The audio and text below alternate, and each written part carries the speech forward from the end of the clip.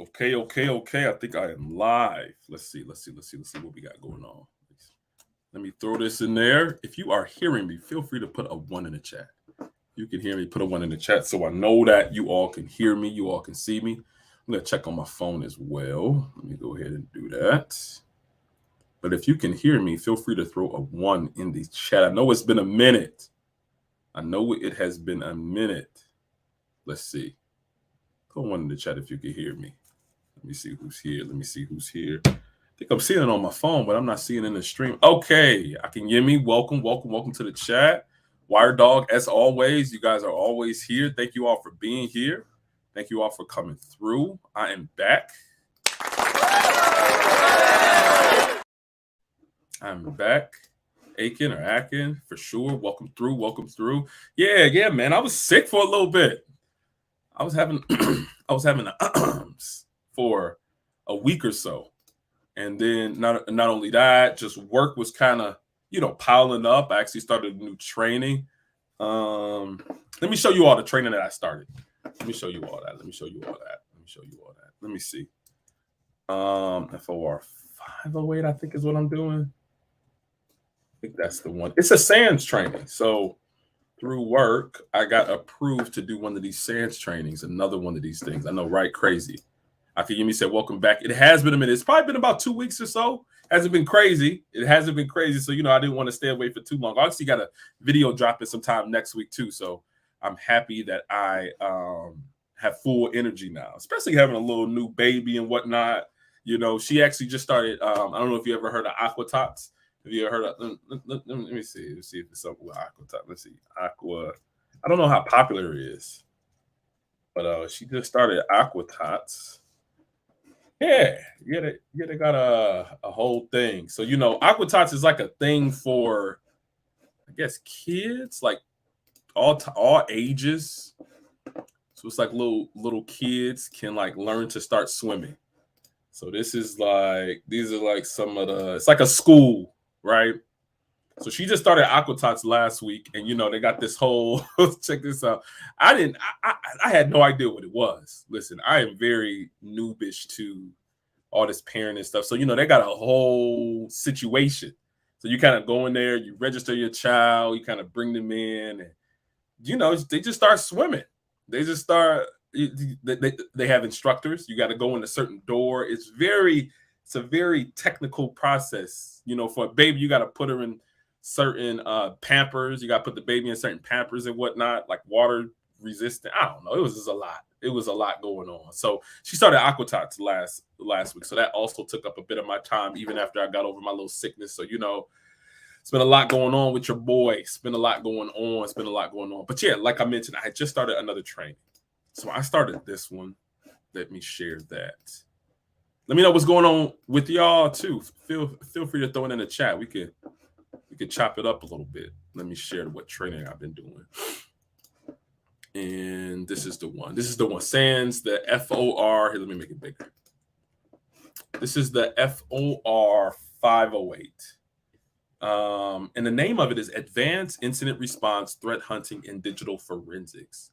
So I'm not doing the in-person one. I'm doing the one that's like on demand.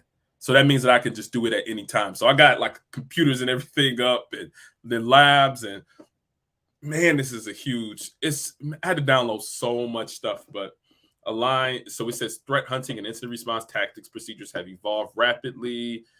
Team can no longer afford to antiquated incident response and threat hunting techniques. That's true. The key is constantly attacking the past. The key is to constantly look for attacks that get past security systems and catch intrusions in progress rather than attackers have completed. Blah, blah, blah. So this teaches you advanced skills to hunt, identify, counter, recover from a wide range of threats within enterprise environments, including APTs or advanced persistent threats, nation-state adversaries, organized crime, and syndicates. And these are some of the course instructors, and it's a pretty good class so far. So it goes over a lot of stuff. Like I've done some of this stuff before. So I took like the FOR 572 class, but that's like more network intrusion or network forensics, network analysis. But this stuff is like it's a lot of like enterprise and Windows environment stuff. So some of the stuff that we've already started to cover was, like it says, understand attack trade crafts, perform compromises, understanding beaconing, persistence mechanisms, where bad guys typically install files, what they name them, ways to pull that information, like different tools. So we've been getting into like Kanza. What else? We just been doing a lot of PowerShelling. It's just been crazy. It's just been wild. Wow. Casual economists. Welcome to the chat. Yeah. I'm happy to get back too. I was just telling everybody, baby started Aquatots, and I started this big training at work, along with me kind of getting over a little sickness, a little here and there. But I'm feeling better now. But welcome to the chat, Casual Economist. So right now I'm just kind of showing the class. It's the FOR 508, which is like advanced threat hunting and incident response. So yeah, it's pretty cool. The biggest thing that I've seen, let me show you. Oh, and they also gave this. So F response, it says hunt through and perform incident response across hundreds of unique systems simultaneously using PowerShell or F response enterprise. So they gave us this. Let me show you all this. This also came with the little package. Let me show you. It came with this. So this is like a little F response, extend your arsenal. It's like a little quick little, I think it only gives access for like 30 days. So it expires on the 31st of May. Let me show you that. Yeah. So F response, and like it mentions here, this is used. So many like I guess like consulting organizations, they use F response to capture a lot of forensic information from different compromised systems. So it ranges in how large these organizations are to get hacked. I mean, it can be a very small organization where they have a couple of like 50 to 100 or so endpoints. When I'm talking about endpoints, I'm talking about laptops, workstations, servers, any cloud infrastructure, virtual infrastructure. They might only have about 50 to 100 of those, but it can range from like that 50 to 100 to like thousands. So your ability to collect information from 1,000 systems really will help you in order to really try to really ascertain where the incident is. So I think this F response, I haven't used F response before. I've used I primarily use like PowerShell and Kanza if we were doing something like that, or some other, like, I don't know if you ever heard of like React workstation or React or something. So that's also been pretty cool. So I haven't used F response, but just got this that came with kind of like the little package here. So yeah, that was pretty cool. And also what came with it, let me show you. Where are those books? I'll be right back. I think the books are somewhere behind me. 1 second. These books. Okay, I think I got it. So these books here. So it came with like a big old box, right? It came with a big old box, say SANS on it. And then they have, these come also digital. So this is like one of the books. You can kind of just scroll through it and write. This is all the information. So I'm kind of going through a lot of this stuff right now, but it also came with this little thing for enterprise collection. So you can try to go through it. I don't know what you mean by a flex, trying to flex. I don't know. I'm just saying what I'm doing. I don't know what that means, though. So yeah. So this class is pretty cool. But let me show you the thing that took probably the longest so far. It's been taking it took so much time. So I downloaded. Let me tell you how much space I had to have on. I had to like get rid of some stuff because I needed. Let me tell you how much I needed. I'm just trying to scroll through this to really try to find. Let me tell you, because I needed like I needed 350 gigs of free space. 350 gigs I had to, so like I have machines that have like, I have several machines that have like a terabyte or 2 terabytes or something. Like, so this is here, let me show you this. I tried to put it on here. So this is like a little Samsung. This is a solid state drive, and this is two terabytes, right? I don't know if you all can see that. Let me see if I can do that. Yeah, so this has 2 terabytes on it, right? But I have other things, right? So this is like almost taking up a significant percentage, almost a fourth of the percentage of my space on like terabytes. But the thing is that I'm doing my training on a work machine. So because of security standards and whatnot, you can't just take like any type of removable media and plug it into like your work machine. So I'm like, okay, I got to kill that, right? So then I had to like make space. So I got 2 terabytes. I have a MacBook for work. I think this only has about two terabytes on it, right? So this combined with, oh my gosh, I had to get rid of so much stuff, and I had to move it to like a cloud instance for storage. So I had like PCAPs and other data that were like huge and like different images. I had to delete all my past Calis in order to just get ready for this training. So it was crazy. It was a crazy time just putting space on things. Kamar, welcome to the chat. Sounds very resourceful. Yeah, resources. Look at this. It is. So one thing about it is that they have us download like compromise machines too. So can I show that? Let's see. Let me see if I can show you how large this stuff is. I think I got the drive. Let me plug in this drive because this is my home. This is my home machine. So I could plug up anything into this. So in order to even just get all this stuff on here, let me see if I can find that. Yep, this is it here. This is it here. Let me see if I can share this with you all.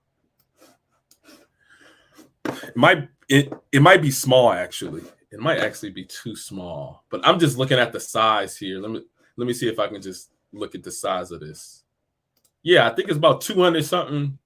Yeah, and I think I'm missing the VM too. It's 210.76 gigs. Anyway, I just bring that up to say that this is a very resource intensive, just like you were mentioning. Like this very gave it to make Guru holding an external. Man, I don't even know what you be talking about, man.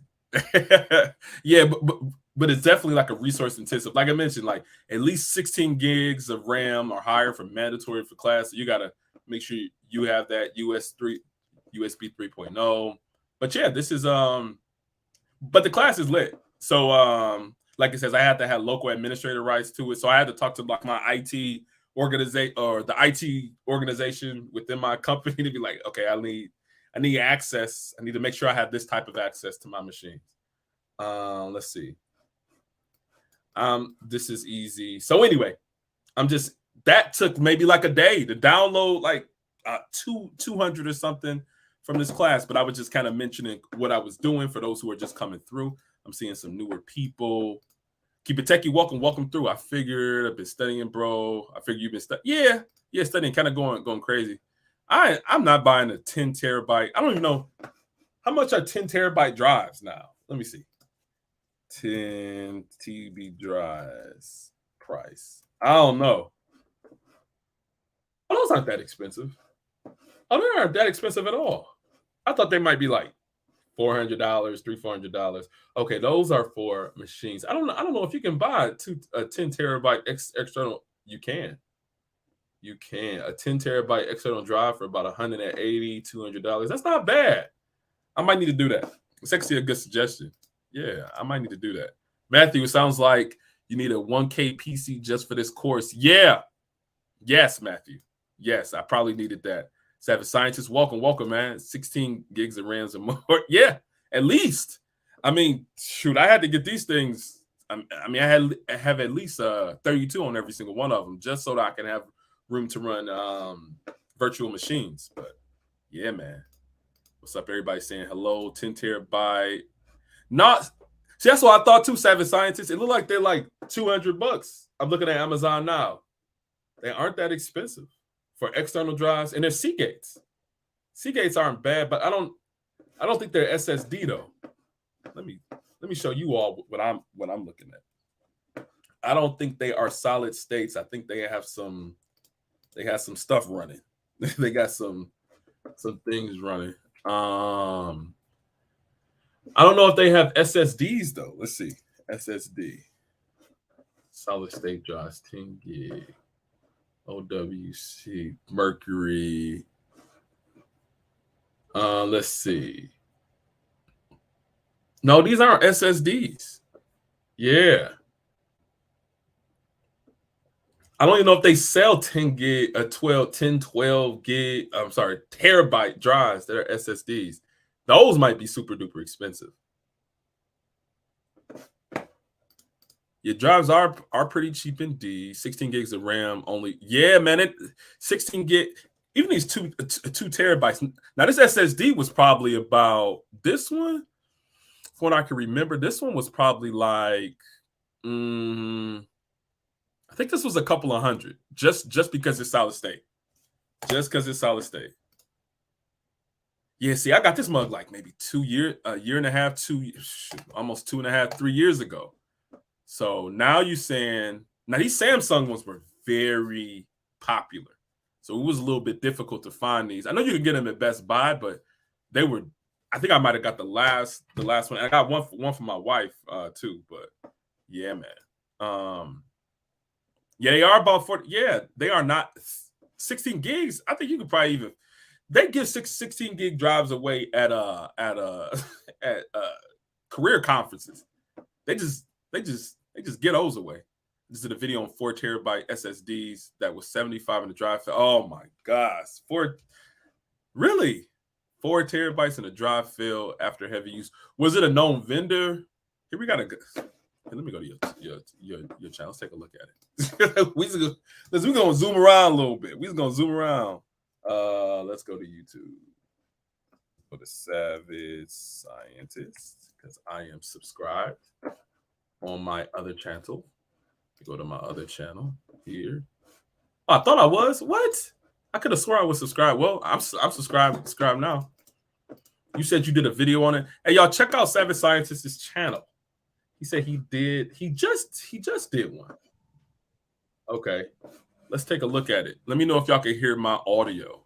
But yeah, for all those who just coming in, Keep It Techie and Professor Black Ops, I know Matthew just came through. A couple of people just want to say hello and welcome.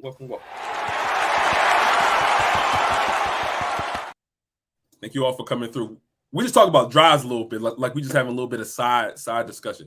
But this is his video. He said that. Let me play it. Is it cool if I play it? It's only 3 minutes.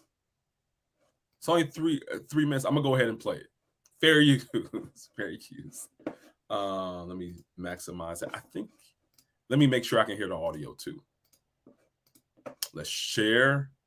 Yeah, that should work. It's only about three minutes, so we should be able to get through it. He said, "Yeah, it's fine, and there's no cursing. Perfect. Because I know you get raw with it, Savage Scientist. I know you get raw from time to time. Let's go ahead and listen to it." What's up, folks? This is the Savage Scientist Ed, the governor of the great state of Swampland, and the executive, or judge and governor and prosecutor at the Governor's Court of Common Sense. There we go. Stay tuned for that show coming soon on this YouTube channel. Subscribe. Where I, the governor, will be handling cases involving all type of things. So stand by because that is coming soon. So you probably here because you are here for the hard drive, right? Yeah. This hard drive, the one that used to be in this case. Hold on. Package. Well. Is that my same? Boy, is that my same hard drive? This hard drive. Is that the same? Hold up. They look a little different. Portable SSD. Where you get that from, Savage Scientist? Where did you get that from? I don't know. That thing look a little. I don't know. All right, let's keep watching. Let's keep watching. Let me not get distracted. The one that used to be in this case, this package. Well, the reason why it's not in the package because I redid this video probably 93 times. Oh, wow. So I'm tired of trying to play it off as if I unboxed this thing. So keeping it real here, state of Swampland. So on Amazon, you could buy a solid state hard drive for $69.99. This video isn't sponsored by Amazon or whoever the hell it is who makes this hard drive. But if you're watching this video in the year 2099 and the link doesn't work, or this is 2 cents, 3 cents, 8 cents, then that's because the prices has varied a lot. So we looking at the prices in 2023. What is today's date? February 25th, 2023. Yeah, I'm not gonna lie. Savage Scientists. They might have got you. That casing and that word and that look a little. The fact that it doesn't have a vendor or a brand on it, I don't know. They might have got you, man. I don't know. I've actually heard of some stories about that. People selling fake drives where it would be advertised as something, but wouldn't be what that is. Let's keep taking a look at it. Let's keep taking a look at it. This could be gotten for $69.99. Yeah, so, I think it was. I don't know what the price is going to be in the future, but most likely, this is just to show you how the prices of these hard drives are going down.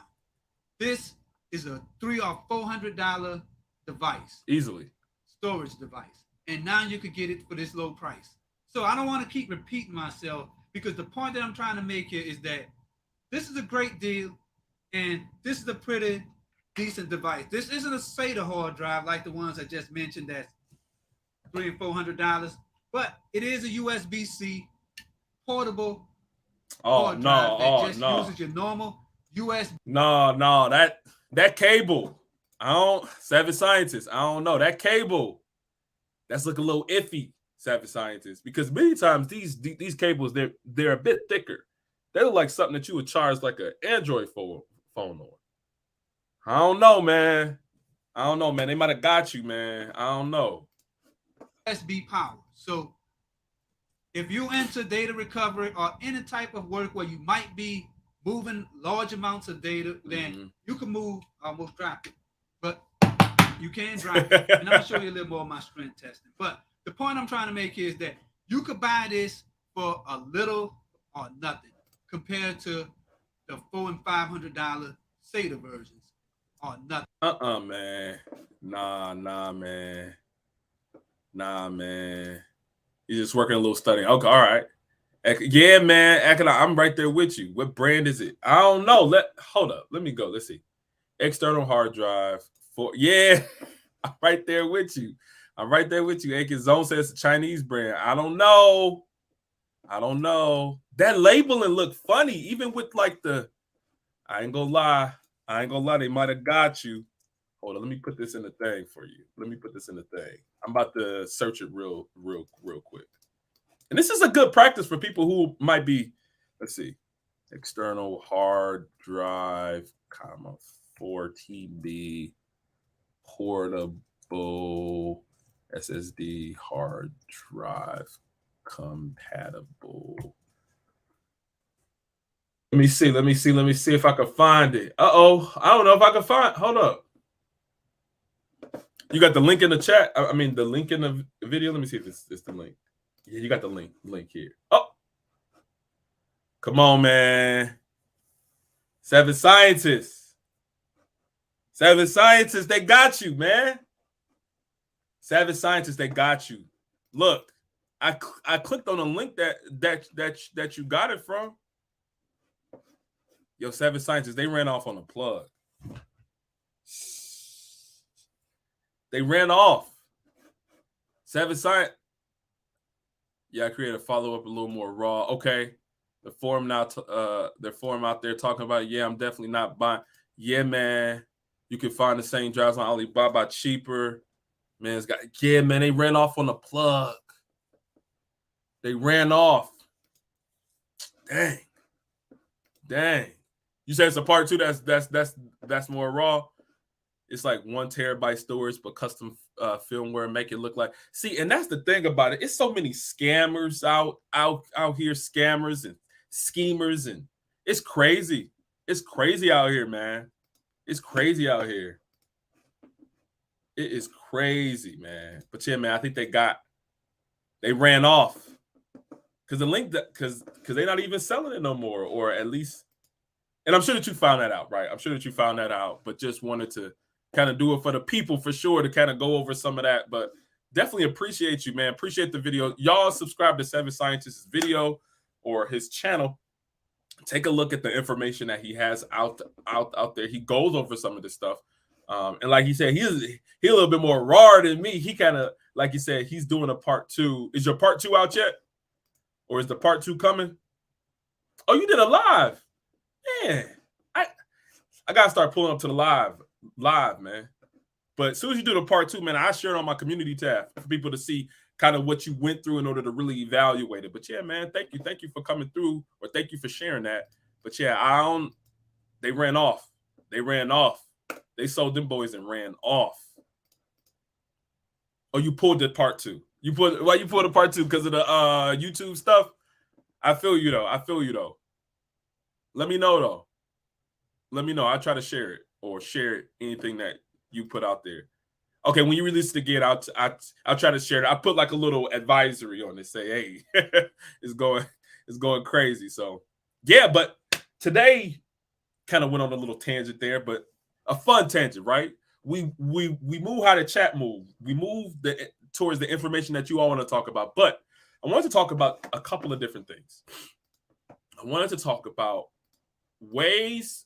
So many times I think that we have a way, and I fall into this too. We have a way to what's the best way for me to describe it?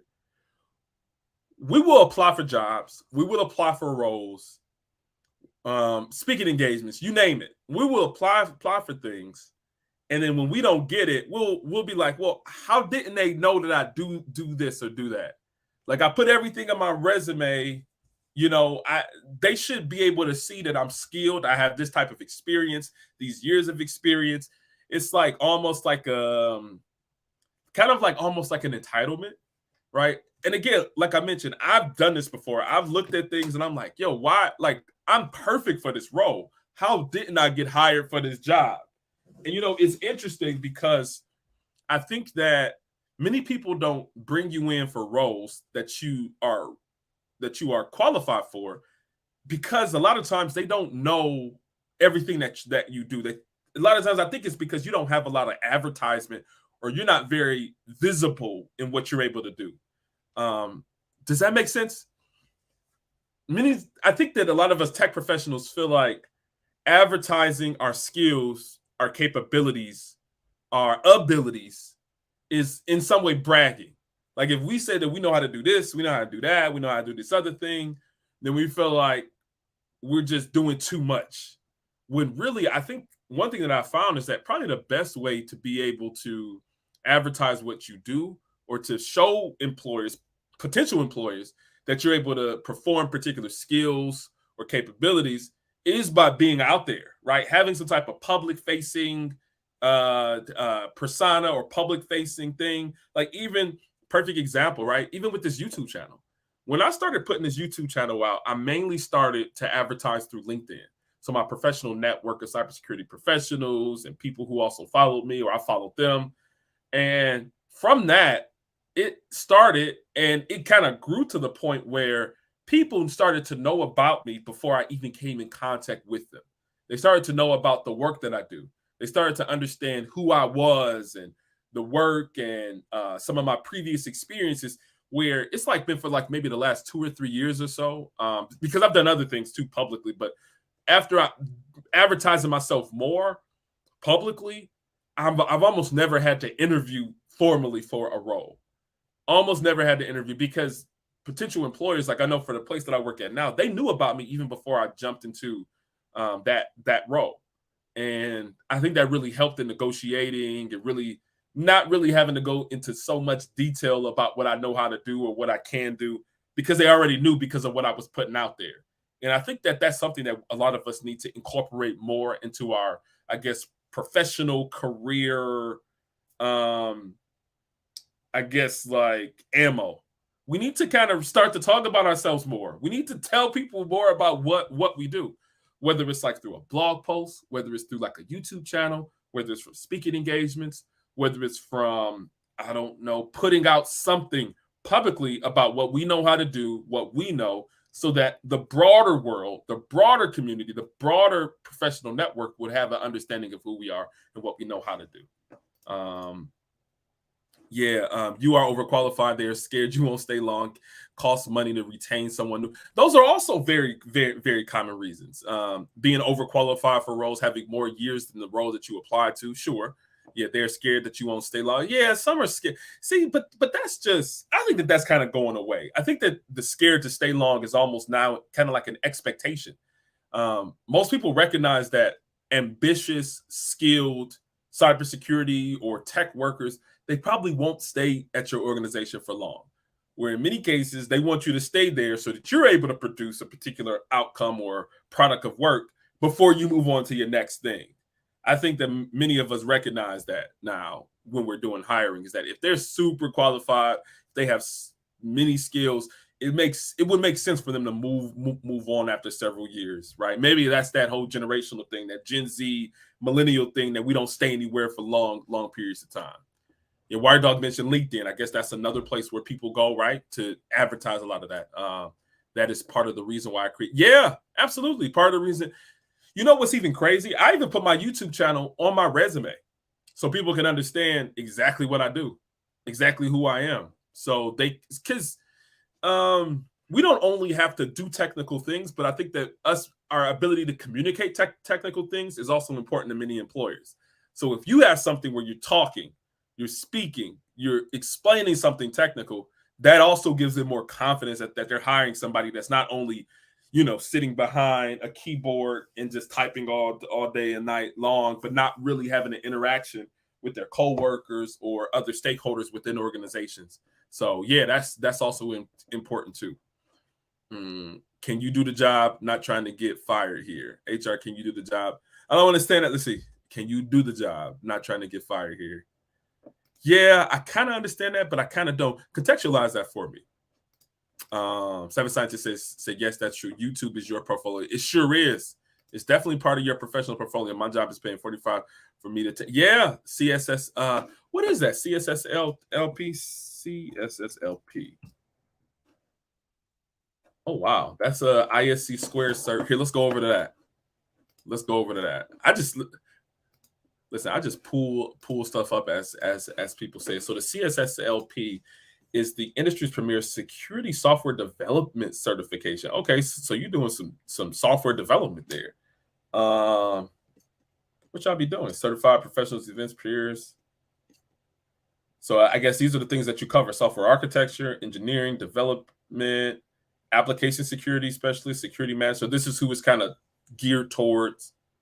It's also part of that DoD 8570 list. Okay, that's what's up. Oh my gosh. Look who's in the chat. Look who's in the chat. Look who's in the chat. She said Navi and I are learning about that's my wife, y'all. That's my wife. She want she want me to pull it up. Welcome to the chat. Welcome to the chat. Chat love. Welcome to the chat. Thank you for coming through. Thank you for coming through. Listen, do I got anything else for you? Let's see. Do I have anything else? No, I don't have nothing else that kind of aligns. Let's see. Yeah. Makes me excited every time I see you guys, right? Every time I see you all in the chat. Thank you for coming through. You and the baby. I'll be down soon. I promise. You said you went to CISSP, but it's like, nah, I don't. You taking my job. You see, CISSP is cool, man. That's like one of the most popular ones. But you're doing the security development lifecycle. I haven't even heard about this one before, so that's pretty cool. That's pretty cool. Big ups on that, man. Definitely big ups on that. Okay. Zone said HR interviewing you. Can you do the job? Because if I hire you, I need you to do the job so I don't get fired. Yeah, I could see that. They just want you to. Okay, I can see that point. Yeah, that makes sense. Seven Scientists is in a DevSecOps. Okay, a DevSecOps role. Yeah, that makes a lot of sense, right? Security software development, DevSecOps, that kind of goes definitely hand in hand. They have an event. Okay, Jay said they ISC Square has an org event in Nashville in October, trying to pass my cert to get inside the in crowd. It's just interesting. about the cybersecurity in crowds. And sometimes, you putting yourself out there, people will try to recruit you to in crowds. I don't know. I've always been I don't know. I've always kind of been lone wolfish, where I'm cool with being with like a crowd or group where I'm able to contribute to, but at the same time, I'm like, I don't want to be dependent upon a group. And I'm not saying that this is what you're doing or your org is doing, but it could get clicky. It could get very clicky in cybersecurity. If you see on Twitter, people get real clicky with it. They start to, join together, and now, only the people that's in this clique, this cybersecurity clique, are the people who get recognized, or the people who get their talks accepted to conferences and things. It's not bad, but it's just like, it's interesting. It's a very interesting thing. And I'm like, I just want my work to shine. I want my work to show my personality more than my associations. But associations can get you far too, especially in consulting, because in consulting, a lot of it is based upon relationships. So you have a previous relationship with somebody who's an executive within an organization that can help you win some business. So I think there's pluses and minuses. And I think it's just depending upon who you are. Because if you can thrive through having a lot of, being in cliques, listen, do it. If you love it, if you like it, I love it for you. He says your wife is going to block all the those sites. What? Come on, man. Chill, zone. We ain't on that, man. What you talking about? I'm studying for the CISSP elbow cough. Okay. Yeah, man. That exam is something. Maybe one day, but not. Yeah, it is. Definitely is very, very real. But I wanted to kind of talk to you and maybe kind of, I guess, demystify the process for getting yourself out there. And it's mainly in the form of applying to different conferences, applying to CFPs, call for proposals. Let me see what CFP, I think that's what it stands for. Call for papers or something. I think that's what it stands for. Yeah. So CFP stands for call for papers. So many conferences will put out a CFP, or a call for papers, or call for proposals. And one thing that you would do if you're trying to speak at that conference is that you would submit like some type of abstract to say, hey, I want to speak at your conference. Yeah, Wired Dog, that's true. Call for paper. I've heard it both, but I think it is call for paper is the official one. So organizations will put out a call to say, hey, we're looking for people to speak in my conference, and I want you to submit something, tell us what this will be about, and we would go through some type of advisory. We'll have some type of board or advisory board in order to review your calls for papers, or review your proposal, and then we'll make a decision whether you're going to speak at this conference or not. Sometimes they have paid conference gigs as well, but kind of want to demystify some of that in speaking about this conversation about advertising yourself and getting yourself out there. Because one way you can do it is responding to CFPs and also speaking at conferences as a result. I found a lot of success in that. So where can you go? Let's see. Cyber security conferences 2023. I think it's also a website called CFP Cyber, I don't know, website. Gonna go a couple of different places. Let's see, CFP. And then I'm gonna kind of go through the process because I'm about to submit to something in a minute. Okay, it's called CFP time. That's it. Okay, let me show you. Oh, I'm gonna share my screen. You'll be sure to hit the yes. And just like he said, hit the like button, hit the subscribe if this is your first time here, so you can get more and more of this type of content. Let me go ahead and share my paper or share my screen. And again, kind of just giving more of a context, or giving a context again, is that in many cases, we as tech professionals, we don't want to really advertise ourselves or advertise our skills, capabilities, even just our likeness and our personalities. We kind of want to just do our job and kind of want to go home. Where what I'm proposing is that I think that I've found a lot of success in being able to put myself out there, whether it's writing something, whether it's speaking at something, whether it's putting out a blog, or even putting out a YouTube channel. That has given me more opportunities. More opportunities has presented themselves because I was able to advertise my skills and capabilities. And I think that that's something that we all should do, and just do a little bit of here and there. I think some people were mentioning, Savage Scientists were saying that it's like your digital portfolio. And one way that I was speaking about doing that is speaking at conferences. And the first thing that you look for is that a CFP, you look for CFPs, call for papers, and you submit a proposal, and you go ahead and they'll make a decision on whether they accept your talk or not. So let me just demystify that. I want to go through that process with you all. So this is a website. It's called cfptime.org. Let me put that in the chat. I'm going to just spam it a little bit. cfptime.org. And this is a website that you can go to where you are looking for different conferences that you would want to submit to, where you can get yourself out there. And I know it can be scary, but these are some that are happening here. So, like I said, it's call for papers for security conferences. So you see a couple that are going on here. The Carolina Con, which is in Raleigh, North Carolina, looks like it's March 13th. Created then, but do they still have CFPs right now? In person conference recently returned back to Raleigh.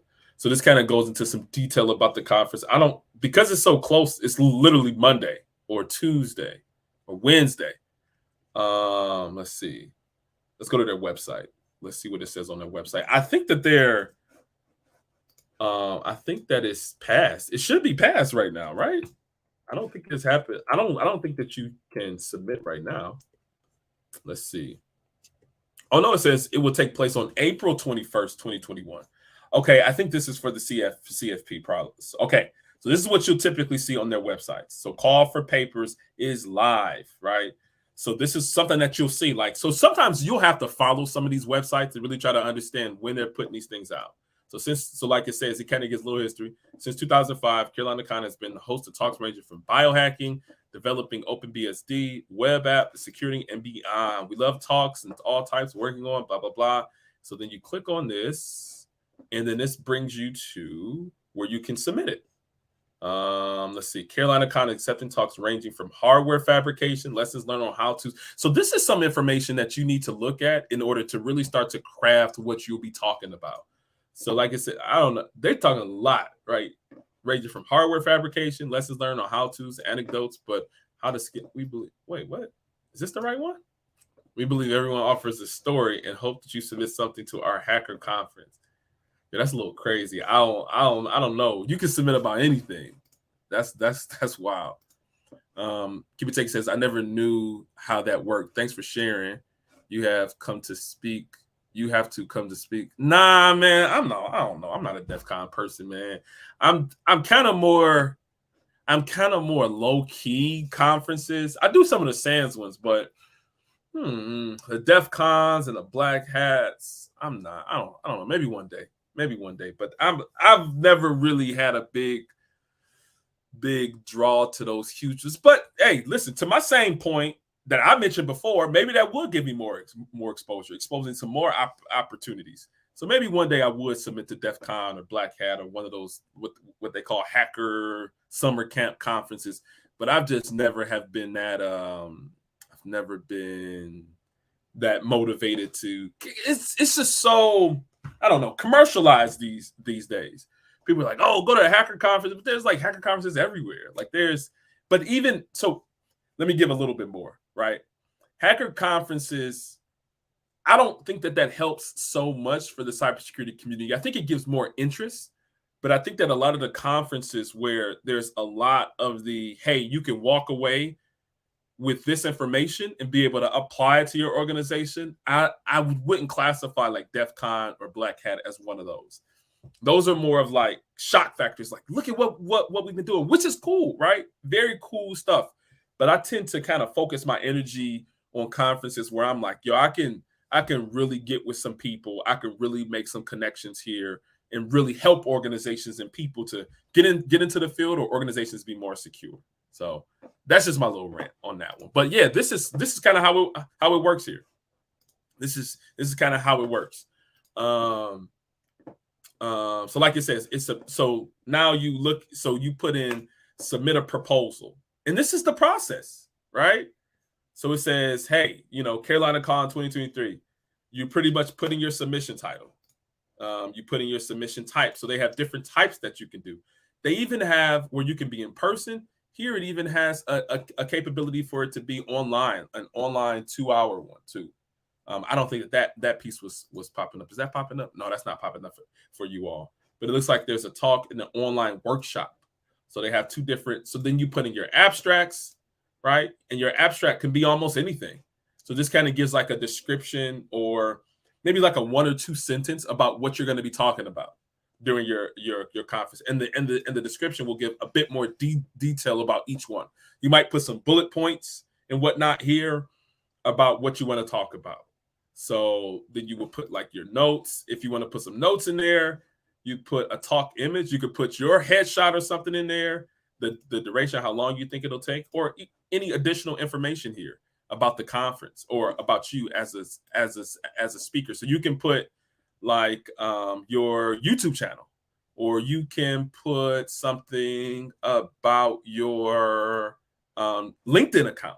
You could put multiple things here that align with who you are as a speaker. So that's kind of it, right? That's really the main and the whole process there, where you find websites or you find conferences that are looking for speakers in the form of a CSP. You can even probably put it in Google, right? You can put that, and then you literally just start applying. And you can take the same conference and you can take the same talk and put it for multiple conferences.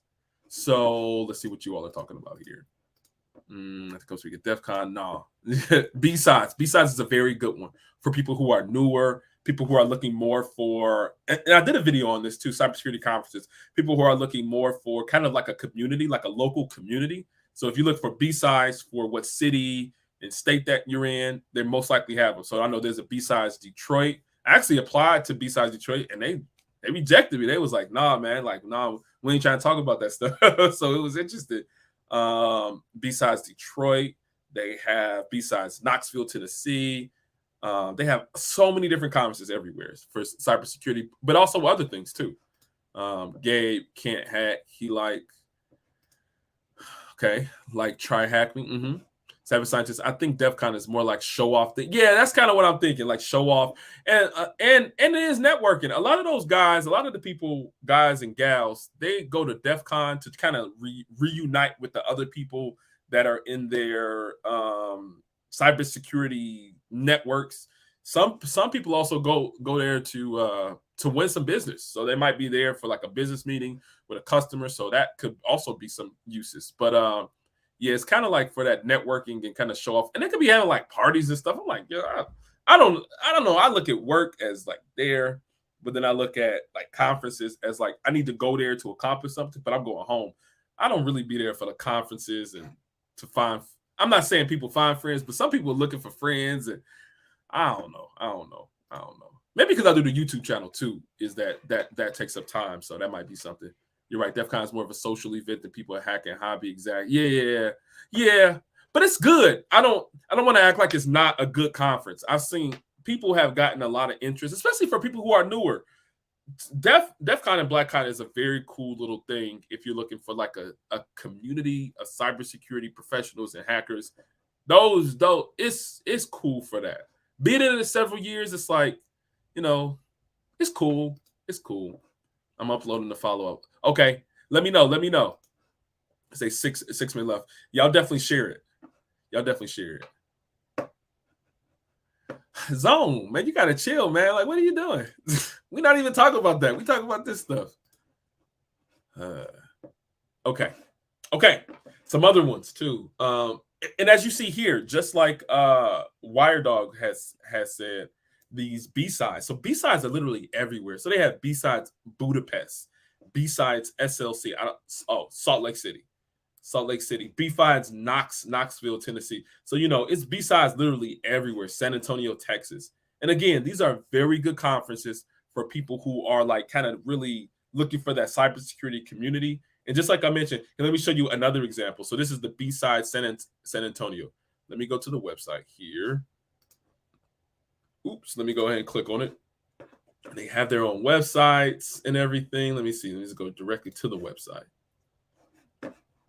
And let me do here. Let me see if I can find the CFP web part. Shops to be announced. Oh, they say it's to be okay. Open. Oh no, it's open right now. Let me show you. Let me show you here. And that's the good thing about this website. It's literally showing you extremely current CFPs or call for proposals. So, like it says, B-sides San Antonio, Texas. Share your knowledge, passion, and experience. B-sides soliciting submissions for information security community, held in San Antonio, Texas, June 10th, 2023. So that's when this one is. So it gives the dates. And then it gives kind of different subjects that it's kind of focusing on. So while not limited to the following, your submission should be loosely adhered to these themes. In the beginning, literally introduce yourself or research topics. So you can literally tell about yourself, how you got into the cybersecurity field, or something along those lines. In the weeds, a technical or in detail. So you can kind of get very technical and detailed about what you're doing in the cloud, concept, strategy, and industry challenges. In the thick of it, career talks and industry panels. So they have 25-minute slots and 45-minute slots who should attend, all types of people. And the great thing too is that they also have virtual options. So your submission process, you'll be asked to confirm your availability in person only, virtual only, or either. So you could be right here from the comfort of your own home, and then you can also speak at this conference. So the proposal, they're accepting for the next two weeks. So they end on 3/31. So you do submit proposal, and boom, literally the same exact. This is like the same exact forum as the other one too. So you put in your proposal title, session type, your track, abstract, description, notes, and more information about you. So it's a very simple process about kind of getting out there. And I want to kind of throw that at you guys, but to really kind of give you a better understanding and kind of even demystifying what that looks like. You don't have to be afraid to kind of go through this process. You know, putting yourself out there can be scary. I'm not gonna lie. Initially, when I started my YouTube channel, I was just thinking like, like it's a lot. I'm speaking. I'm gonna be putting myself out there in front of people and groups and individuals that I don't know, and people are weird on the internet. Get that all the time. But at the same time, I'm like, I think that there's more of a value in putting that information out there. People have been able to benefit more from it than anything else, than the weird that comes with it. Sure, I've gotten weird messages and Zone putting, I don't know what Zone be talking about half the time. Sometimes he be on point, but sometimes he talk about other stuff. But just weird messages you kind of got to just deal with as they come in. Comments left on videos and whatnot. But at the same time, I've seen way more interesting conversation and topics, and people have found that there's been a lot of value in the conversation and the information that I've been able to put on this channel. What'd you say, baby? What'd you say? When going to these conferences, would this help an entry-level cybersecurity person land a job at a decent tech company? Yes, they definitely will. It can be something. So one thing that I mentioned before is that it can definitely help in creating more of a cybersecurity community and expanding your cybersecurity network. So you can go to these conferences and participating in different events, having business cards that you hand out to individuals, and there you can be able to network and grow your cybersecurity or your tech type of professional network, where that can go into that can lead to opportunities to work at, like you mentioned, decent tech companies. So yes, I do think that it's all types of levels of individuals, especially entry-level people. That can come in there. But great question. I want to give you a hand clap for that question. Good job. Thank you so much for giving us I definitely appreciate you. Thank you for coming through. Zone admits that he is weird. Yeah, we know that. No, just right here. Nah. No, Zone is cool. But I just wanted to kind of go through that process and demystify some of that, really get some understanding and some information about how you would go about that. Again, let me throw this here in the chat again for where you would submit for conferences. It's called CFP time. CFP time, and it's not just for cybersecurity. It's for all different types of comments or conferences. So let me go ahead and put this in the chat a couple of more times. And then if there are any questions, feel free. You said original video. I'll say it's in the description. The original video. You just upload it. Okay, Seven Sciences. I'll definitely take a look at that. Got to react to his video now. Yeah. But yeah, definitely check out the CFP time where we'll go through that process. And if you please feel free to put yourself out there, right? Apply to any of these conferences.